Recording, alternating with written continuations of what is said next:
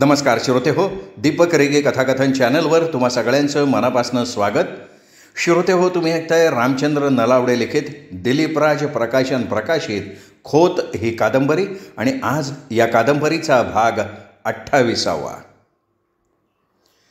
सूर्याचा मृग नक्षत्रात प्रवेश होऊन एक आठवडा उलटून गेला होता. त्याचं वाहन उंदीर होतं. काळ्याकुट्ट ढगांनी आभाळ भरून गेलं होतं, त्यामुळे दिवस आहे का रात्र हे झटकन कळूनच येत नव्हतं. आभाळात ढोल ताशे वाजत होते. त्या आवाजानं कानठळ्या बसत होत्या. विजा चमकून पावसाची संततधार सुरू झाल्यावर जीवाचा नुसता थरकाप उडून जायचा. पाऊस वेडा होऊन धरणीला झोडपून काढत होता. जणू तो पृथ्वीवर कलिकाळाचं रूप घेऊन आला होता. आभाळात ढगांचा गडगडाट झाल्यावर असं वाटायचं की तो ढग विकट हसतोय आणि माणसाला वाकुल्या दाखवून स्वतःची करमणूक करून घेतोय. वाऱ्याच्या डोळ्यात रक्त उतरल्यामुळे तो नुसता वेड्यागत धावत सुटला होता. त्याला अडवण्याचं धाडस सह्याद्रीच्या उंच डोंगरांना सुद्धा होत नव्हतं. त्याच्या तावडीत सापडलेली झाडं उन्मळून पडत होती. पाखरं घरट्यात लपून बसली होती आणि जंगली प्राणी गुहेत आसऱ्याला भीतीनं थरथर कापत बसले होते. काळ्यामिट्ट ढगाळ सूर्यानं तोंड लपवल्यामुळे दाही दिशांना अंधारून आलेलं होतं. पावसाच्या संततधारेत पृथ्वी आणि आभाळ अदृश्य झाल्यागत वाटत होतं. डोळ्यांपुढे फक्त सरीवर सरी कोसळत असलेल्या दिसत होत्या. गावातल्या शेतकऱ्यांची शेतीच्या कामाची धांदल सुरू होती. पेरण्याहून 10-12 दिवस झाले होते. पेरण्या होताना पाऊस थोडा थोडा पडत होता. आता तो आभाळातून वेड्यागत कोसळत होता. पेरण्या झाल्यावर तो तेव्हा असा पडला असता तर पेरण्या वाया गेल्या असत्या. भाताचं बियाणं पाण्याबरोबर वाहून जगबुडी खाडीत जाऊन पडलं असतं. आता रुजवा होऊन भाताची रोपं तरारून वाढली होती, त्यामुळे शेतकऱ्यांना पडणाऱ्या पावसाची काळजी वाटत होती. शेतात बैलाचा नांगर फिरत होता. शेतकऱ्याला आता श्वास घ्यायला सुद्धा फुरसत नव्हती. चिखलातून बैल फिरत होते. भाताची रोपं खाऊ नयेत म्हणून शेतकऱ्यांनी त्यांच्या मुसक्या बांधल्या होत्या. गावातली घरं शेताच्या कामाच्या धबडग्यात ओस पडलेली होती. म्हातारी कोतारी माणसं घराची राखण करत होती. पडणाऱ्या पावसातही शेताची कामं करायला लोकांना आता स्फुरण चढलं होतं. शेतातल्या पाण्यात असलेली बेडकं डराव करत भेसूर ओरडत होती. एरवी शेताच्या बांधात बिळं काढून लपून बसलेली आणि करवतीच्या पातीसारखी नांग्या असलेली खेकडी आता बिळाच्या तोंडाजवळ येऊन भक्ष्य शोधत होती. माणसांची पायचल लागल्यावर तंगडीत शेपूट घालून पुन्हा बिळात जाऊन लपून बसत होती.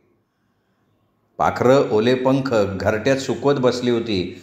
थंडीने आणि पडणाऱ्या पावसाने त्यांचा इवलासा जीव घाबराघुबरा होऊन गेला होता. शेतात चिखलाच्या पाण्यात नांगर ओढताना जाड कातडीची बैलंसुद्धा थंडीनं कुडकुडत होती. तळपत्या बिजलीचा नंगा नाच आभाळात सुरू होता. खलाटीच्या शेतात दौलत भात लावणी करत होता. पावसाच्या माऱ्यात बैलांचा नांगर हाकताना त्याला स्फुरण चढलेलं होतं. गुडघाभर चिखलातनं त्याची बैलं ताकदीनिशी नांगर ओढत होती. दौलतने त्यांच्या अंगाला मेणकापड गुंडाळलं होतं. दौलतच्या हातात निगडीचा ओला फोक होता. त्यांनी तोंडात तंबाखूचा तोबरा भरला होता. चिखलात पाचापाचा थुंकत तो बैलांच्या अंगावर ओल्या शिमटीचे वळ उठवत घोगऱ्या आवाजात हाईक हाईक करत होता आणि मध्येच तो त्यांना चुचकारतही होता. आभाळ गळतच होतं.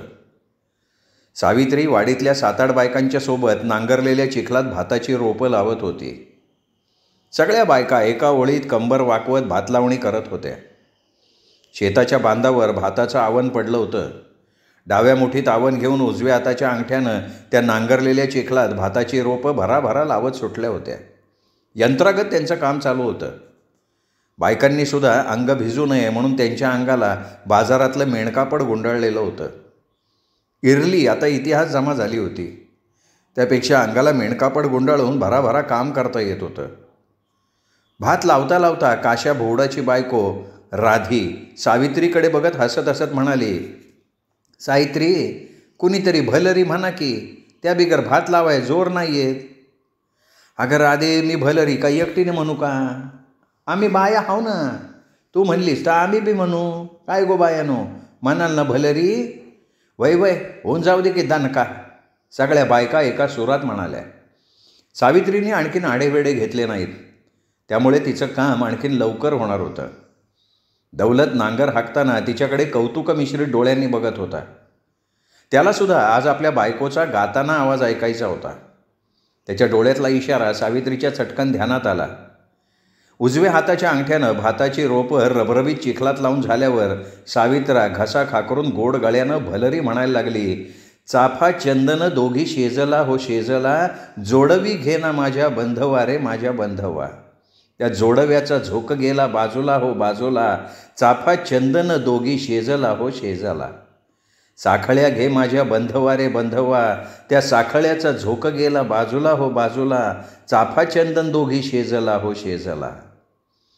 सावित्रीने छान भलरी म्हटली. आता भलरी म्हणायची पाळी राधाची होती. राधा संधीची वाटच बघत होती. घसा खाकरून तिने लगेच भलरी म्हणायला सुरुवात केली. अव कारभारी तुम्ही खुशाल बसा घरा, मी जाते माझ्या माहेरा. एवढं कवळ तोडून दे ग, नि मग जा तुझ्या माहेरा. अहो कारभारी तुम्ही खुशाल बसा घरा, मी जाते माझ्या माहेरा. अगं एवढा भात तुम्हाला कालवून दे ग, मग जा तुझ्या माहेरा. खलाटीच्या शेतात बायकांनी जणू भलरी म्हणायची स्पर्धाच लावलेली होती. त्यामुळे लावणी करताना त्यांना आणखीन मौज वाटत होती. आभाळातून गळणारा पाऊस बेंडबाज्या वाजवून त्यांना साथ करत होता. त्यामुळे गाणाऱ्या बायकांना आणखीन चेव आलेला होता. सावित्रा शेवंतीला ओरडून म्हणाली, गो शेवंते तू बी एकुंदी भलरी म्हण. शेवंती गोड गळ्यानं भलरी म्हणायला लागली. वरच्या आळी 2 बावी पाण्याला कशी मी जाऊ ग, तिकडनं आला धनगर मामा त्याला मी बाई किती लाजू ग. वरच्या आळी 2 बावी पाण्याला कशी मी जाऊ ग, तिकडनं आला कुळवाडी मामा त्याला मी बाई किती लाजू ग. आता बारी पुन्हा सावित्राची आली होती. भर पावसात तिला भलरी गीत म्हणायला जोर चढला होता. गोड गळ्यानं सावित्रा पुन्हा गायला लागली. उठ उठ बामना आंघोळी करणा, आंघोळी करताना देखीला मासा, काढीला जानवा टाकीला फासा, गोड गोड लागला मळ्याचा मासा. उठ उठ बामना आंघोळी करणा, आंघोळी करता देखिता मासा, काढीला जानवा टाकीला फासा, गोड गोड लागला सुतेरीचा मासा. आभाळात तडतडत आशा वाजत होता आणि इकडे सावित्रीचा आवाज टिपेला पोचला होता. भलरीच्या नादात बायका कमरा वाकवून रोपं भराभरा लावत होत्या. राधा तिची बारी यायची वाट बघत होती. तिला सावित्रीने इशारा केल्याबरोबर राधा परत मोठ्या आवाजात भलरी म्हणायला लागली. रायबाईचा गो डोंगरी वाडा, भल्लोरी भल्लोरी दादा, आणि सुटला धक्कंडी वारा, भल्लोरी भल्लोरी दादा. आला हा गवंडी दादा, भल्लोरी भल्लोरी दादा, त्यानं लाविल्या भाताच्या रांगा, भल्लोरी भल्लोरी दादा. राधा भलरी म्हणायची थांबल्यावर शेवंतानं क्षणाचीही उसंत न घेता म्हणायला सुरुवात केली. सखू तुझी उच्च बंगल्याची माडी, सखू तुझी उच्च बंगल्याची माडी हो, उच्च बंगल्याची माडी, सखू खेलते माडीवरी हो, खेलते माडीवरी. सखू बाहेर कोण ग पाहुणी उभी, कोण ग पाहुणी उभी, अहो ते आलेत माझे बाबा, ते आलेत माझे बाबा. सखू काय घेऊन ते आलेत ग, काय घेऊन आलेत, त्यांनी आणली हो मला साडी, आणली हो मला साडी. जेवणाची सुट्टी होईपर्यंत बायका भलरी म्हणायच्या काही केल्या थांबेनात. पावसाची त्यांना साथ असल्यानं भात लावणीच्या कामाला चांगलाच वेग आला होता. शेतात कंठ फुटला होता. जणू सगळी शेतं जिवंत होऊन गात होती. लावलेल्या भाताच्या रांगा बघून दौलत मनातनं हरकून गेला होता. भर पावसात शेतामध्ये नांगराचे बैल उभे करून तो बांधावर दुपारची भाकरी खायला आला. चिखलाचे हात व्हळात धुतले तोपर्यंत बायकासुद्धा जेवणासाठी शेताच्या बांधावर गोळा झाल्या. सावित्रीची म्हातारी सासू जेवण घेऊन शेतात आली होती. शेतात राबून सगळ्यांना कडकडीत भुका लागल्या होत्या. म्हातारीने प्रत्येकाच्या हातात भाकर देऊन त्यावर चटणी मीठ टाकून केलेली भाजी ठेवली. अंगावर पडणाऱ्या पावसाच्या धारा झेलत बायका तोंडात घास कोंबायला लागल्या. तेव्हा तोंडात भाकरीचा घास कोंबत दौलत सावित्रीला म्हणाला, सावित्रा एवढा चोंडा आजला भात लावून व्हायला पाहिजे बघ. अहो न व्हाया काय झालंय, आव्हान पुरल नवं, मॉप आव्हाने अजून बांधाव. बायकांनी सकाळपासून मॉप कामं केली. अहो भलरीच्या नादात कशी भात लावणी होती हे बी कळत नाही बघा. उद्याच्याला आपल्या घराजवळच्या चोंड्यात भात लाव. अजून आपला भात लावून व्हायला 4-5 दिवस लागतील. आपलं झालं की दुसऱ्याला बी आपल्याला भात लावायचं आहे पाहिजे. अहो इथं न जाऊन कसं जमन, एकमेकाची ह्या कामाला मदत घेतलीच पाहिजे ना. भाकरी खाता खाता दोघं नवरा बायको शेतीच्या कामाची आपसात चर्चा करत होते. कधी एकदा भात लावणीचं काम पूर्ण होतं आहे असं त्याला वाटत होतं. पोटात भर टाकून बायका कलकल करत पुन्हा भात लावणीसाठी चोंड्यातल्या चिखलात उतरल्या. त्यांनी मांड्यांपर्यंत साड्या ओढून घेतल्या होत्या. शेताच्या बांधावर दौलत एकटाच कामकरी बायकांकडे बघत उभा होता. त्यांनी तळहातावर तंबाखू घेऊन त्यावर नखानं पांढरा शुभ्र कळीचा चुना लावला आणि तो सावकाश तंबाखू माळायला लागला. त्याचे नांगराचे बैल पावसात उभे राहून विश्रांती घेत होते. सकाळपासून त्या बैलांनी चिखलात नांगर ओढला होता. बैलही खूप दमले होते. आता त्यांना संध्याकाळ झाल्याशिवाय विश्रांती मिळणार नव्हती. दौलतीची नजर आता त्या बैलांवर स्थिरावली होती. मळलेली तंबाखूची गोळी त्यांनी दाढेखाली अलगद ठेवली आणि तो बांधावर पाचापाचा थुंकला. एकदा त्यांनी मान वर करून गळणाऱ्या आभाळाकडे उगाच पाहिलं. 10 दिशांना आभाळ गळत होतं. त्यामुळे त्याला मनातनं खुशी झाली होती. भात लावणीला पाऊस पडावाच लागतो. नंतर तो पुढे कमी पडला तरी शेतीची नुकसानी होत नाही हा त्याचा आजवरचा अनुभव होता. दौलत पावसाला मनात म्हणाला, तुला जेवढं पडायचे तेवढं पड बाबा, पण कुणाची नुकसानी मात्र करू नगं, कुणाचा जीव घेऊ नगं, ही काळजी फकुस्त घे. मग खुशाल तू धरणीला जोडप, तुला कोण काय बोलत नाही. गळणाऱ्या आभाळाकडे खोळ्यागत बघत दौलत हसत होता. दोन्ही तळवे एकमेकांवर घासत दौलत पुन्हा लाल चिखलात उतरला. त्यांनी बैलाचा कासरा हातात घेतला. पोटात भर टाकल्यामुळे त्याला थोडं अवसान आलं होतं. बैलाच्या अंगावर शिमटी ओढून त्यांनी त्याच्या कामाला पुन्हा सुरुवात केली. इतक्यात शेताचा बांध तुडवत कोणीतरी त्याच्या दिशेनं येत असलेलं त्याला दिसलं. नांगर थांबवून तो त्या अस्पष्ट व्यक्तीकडे डोळे विस्फारून बघायला लागला. ती व्यक्ती झपझप पावलं टाकत येत होती. ती व्यक्ती जवळ आल्यावर त्यांनी त्याला लगेच ओळखलं. तो गावचा कोतवाल सख्या चांदिवडे होता. शेताच्या बांधावरनं तो उड्या मारत आल्यानं तो त्याच्यावर वैतागला होता. थोड्याच वेळात तो दौलतच्या शेताजवळ आला आणि बांधावर उभा राहून तो त्याला मोठ्या आवाजात म्हणाला, दौलत, तुला तलाठी भाऊनी बोलिवले. अरसा का बोलिवलं रे? आता ते मला काय ठावंय, तू त्यासने हापिसात येऊन विचार की. अरे भात लावणीच्या कामाची लय धांदले, उद्या परवा येऊन जमणार नाही का? आत्ताच्या आत्ता त्याने तुला बोलिवलंय, निकडीचं काम आहे, तू येणार आहेस का नाही तेवढं मला सांग. उगा मामलेदारावाने मला प्रश्न नाही विचारायचा. सख्या, वाड्यात नांगराचं बैल बांधून येतो म्हणून सांग की भाऊनला. लय येळ लावू न गं. अरे जरा येळ होणारच की, कापडं तर बदलायला पाहिजे का या अवतारात येऊ हापिसात. दौलत कोतवालाला हसत हसत म्हणाला, मी जातो मोर, तू बेगीन ये, मी तलाठी भाऊंना तसं जाऊन सांगतोय. कोतवाल मागे फिरून चालायला लागला. अरे लगेच येतो, तू काळजी नका करू, दौलत हसून त्याला म्हणाला. कोतवाल दिसेनासा झाल्यावर दौलतनं नांगर सोडून बैलांना मोकळं केलं. नांगर बांधावर ठेवून तो त्याच्या बायकोला म्हणाला, साईत्रा, मला तलाठ्यानं बोलवलंय, मी जातो, तुम्ही एवढा चोंदा सांज पावतर पुरा करा. दौलत बैल घेऊन रस्त्यानं घराच्या दिशेनं चालायला लागला. चालताना तो विचार करायला लागला, कशाला बरं मला तलाठ्यानं निकडीनं निरोप धाडून बोलवलं असेल? सातवेणीच्या माळावर माझं नाव कुळ म्हणून लागलं का नाही? गेल्याच महिन्यात त्या जमिनीची तारीख मामलेदारांच्या समोर झाली. अवधूत खोतसुद्धा तारखेला हजर होता. नंतर तलाठ्याला घेऊन आपण मामलेदाराला कबूल केलेले पैसे त्यांच्या घरी देऊन आलो. साहेबांनी काम करतो म्हणून आपल्याला आश्वासन दिलं होतं, त्यांना घेतलेल्या पैशाची आठवण राहील का? या सरकारी अधिकाऱ्यावर विश्वास कोणी ठेवायचा? उद्या ते पैसे घेऊन नाही सुद्धा म्हणतील. साहेबाचे पैसे द्यायला घरातला कणगीत ठेवलेला भात विकला, सावकाराकडनं व्याजानं पैसे काढले का? तर सातवेणीच्या माळावरच्या जमिनीला आपलं नाव कुळ म्हणून लगेच लागेल याच्यासाठी. तलाठी, सर्कल यांना सुद्धा खुश करायला पाहिजे, नाहीतर ते कधीही आपल्याला अडचणीत आणू शकतात. एक ना अनेक प्रश्न दौलतच्या डोक्यात गोंधळ घालत होते.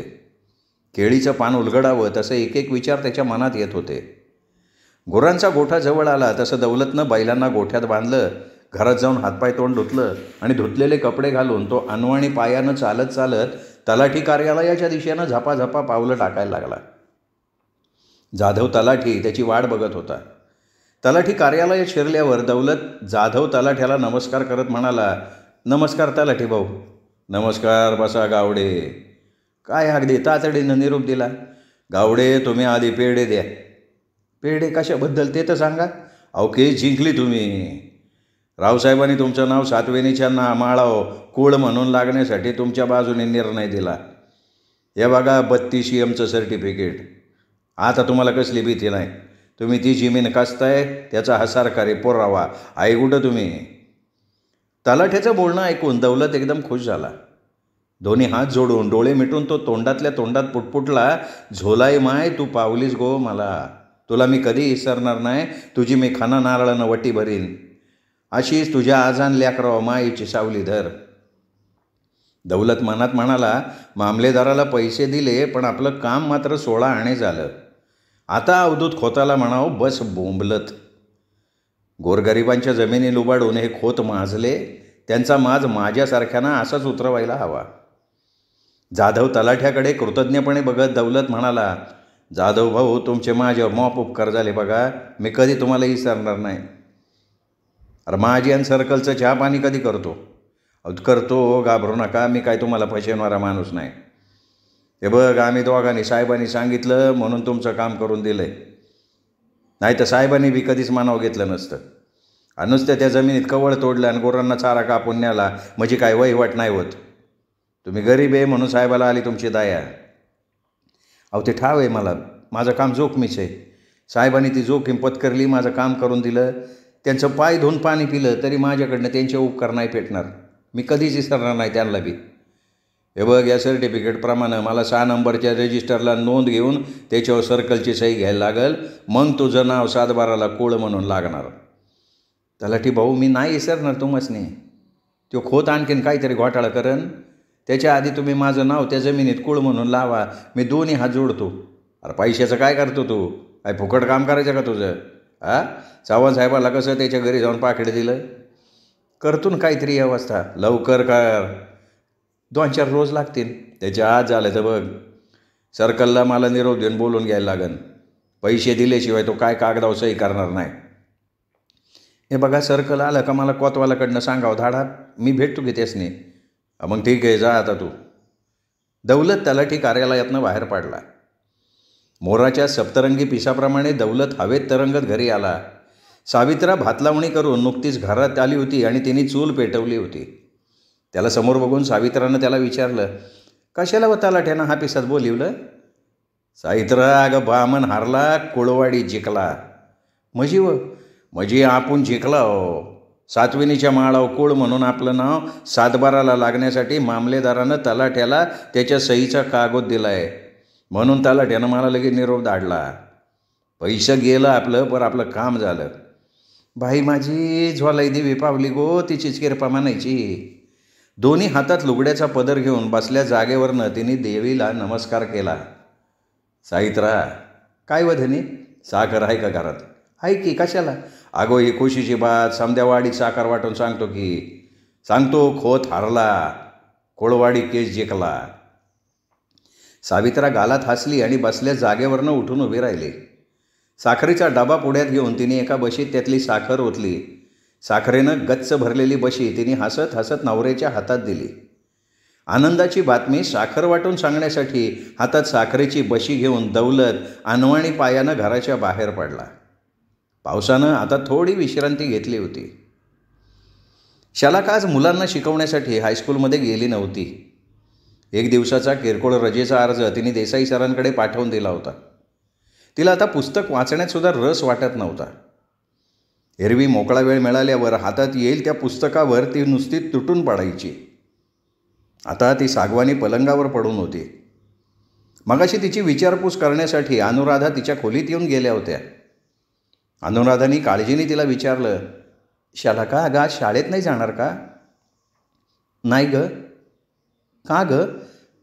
डोकं दुखतंय. मग सांबर शिंगा उगाळून कपाळाला लावू का. म्हणजे डोकं दुखायचं लगेच कमी होईल.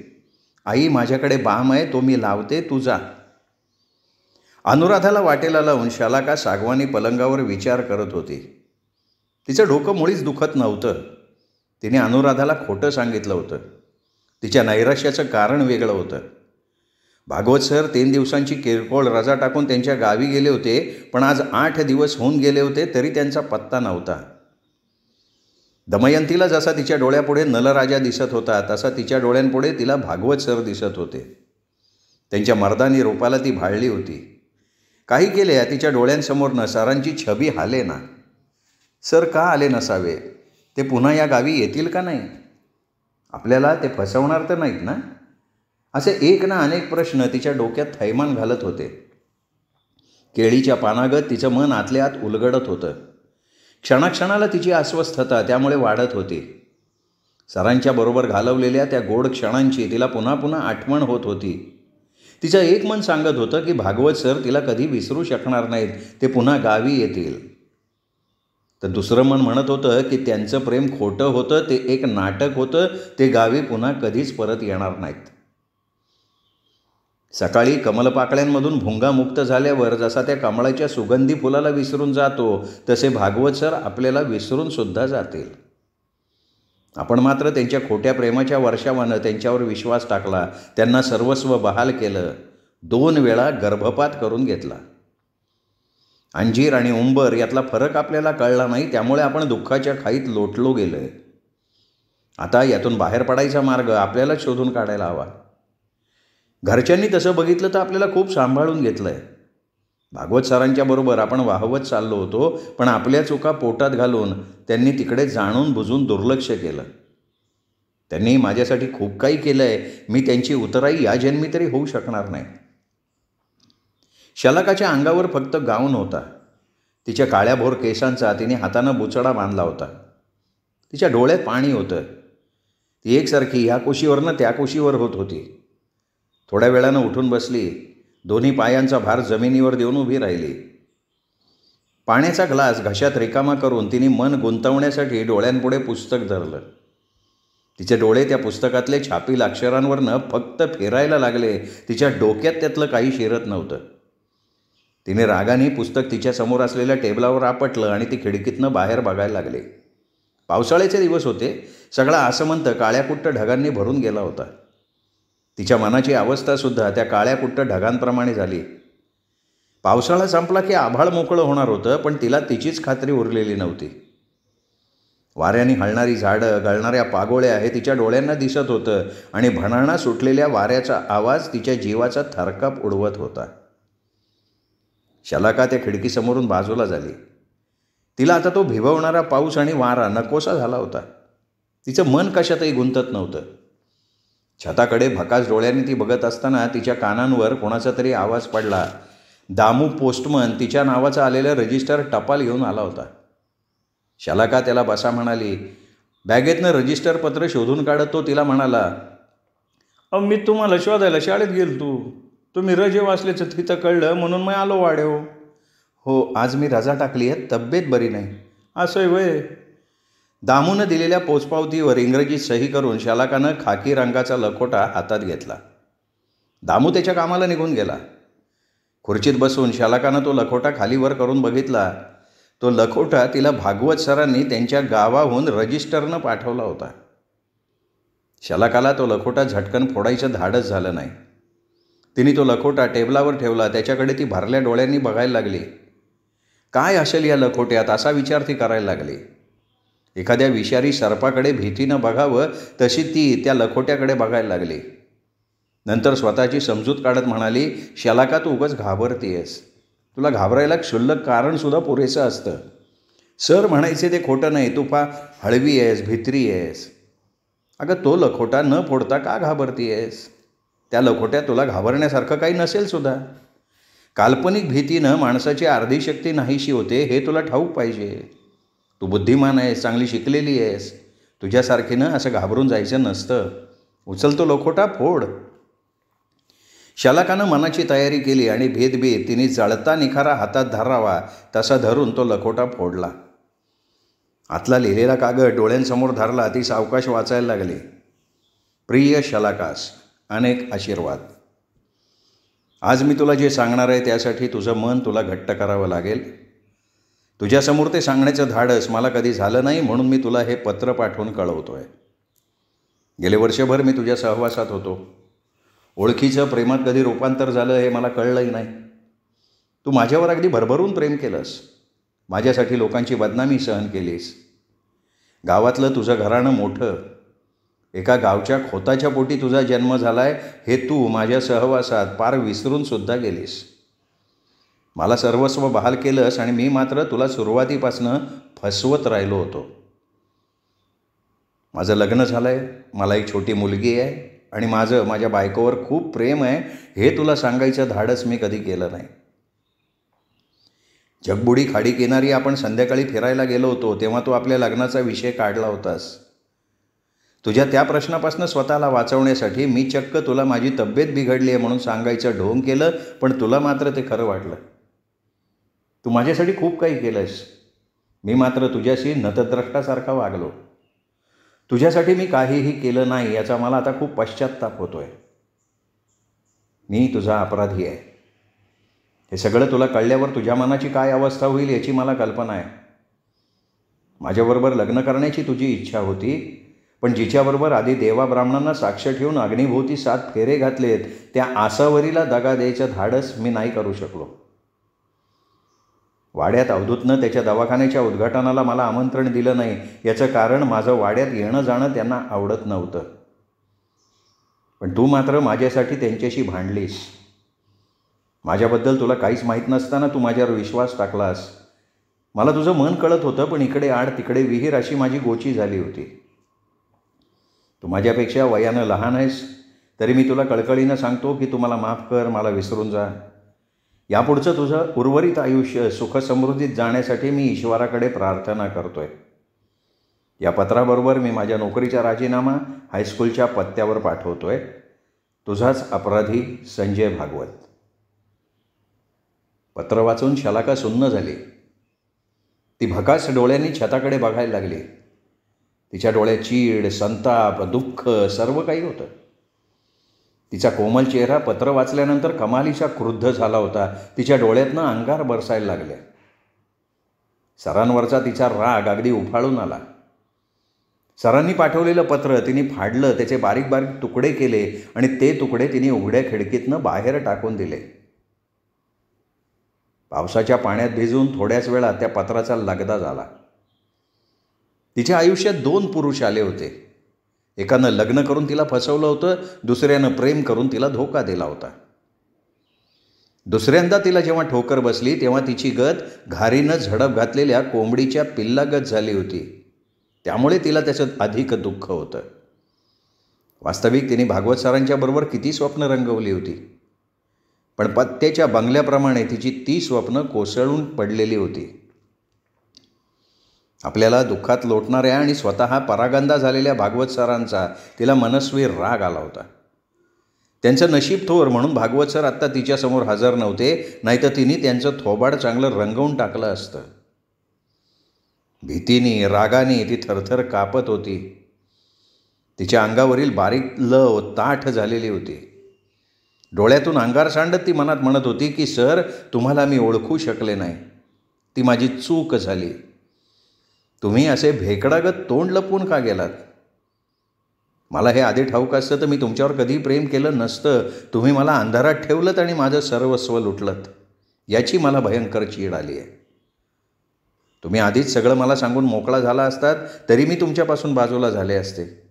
तुमच्या सुखाच्या संसारात मी कधी लुडबुड केली नसती. एखाद्याची माफी मागून त्याच्या उद्ध्वस्त आयुष्याची कधी भरपाई होत नाही. मी मूर्खासारखी तुमच्यावर प्रेम करत राहिले. दिव्यावर झेप घेणाऱ्या पतंगाला कुठे ठाऊक असतं की थोड्याच वेळात त्याचा जळून कोळसा होणार आहे. तुमच्या प्रेमात मी आंधळी झाले होते, हा माझा मोठा गुन्हा. त्याचं प्रायश्चित्त आता मला भोगायला पाहिजे. तुम्हाला काय वाटतं? प्रेमभंग झाल्यामुळे मी आत्महत्या करीन किंवा कोलमडून पडीन? भ्रम आहे तुमचा. यापैकी मी काहीही करणार नाही, कारण मी तुमच्यासारखी भेकड नाही आहे. यापुढे मी कोणाच्याही आधारानं जगणार नाही. माझ्या पायावर उभी राहायला मी समर्थ आहे. मला आता कोणाचीही गरज नाही. आणि मला विसरून जा म्हणून सांगणारे तुम्ही कोण? आजपासून तुमचं नाव मी माझ्या काळजातनं पुसून टाकणार आहे. शलाका मनातल्या मनात असंबद्ध बडबडत होती. तिचं काळीज भित्र्या सशाप्रमाणे थरथर कापत होतं. गळणारे डोळे पुसून ती मोकळ्या हवेत आली. त्या मोकळ्या हवेत तिच्या दुखऱ्या काळजावर हळूच कोणीतरी फुंकर घातल्यासारखं तिला बरं वाटायला लागलं. श्रोते हो, हा होता रामचंद्र नलावडे लिखित खोत या कादंबरीचा 28वा भाग. या कादंबरीचा 29वा अर्थात शेवटचा भाग ऐकण्यासाठी उद्या भेटूयात दीपक रेगे कथाकथन चॅनलवर. तोपर्यंत नमस्कार श्रोतेहो.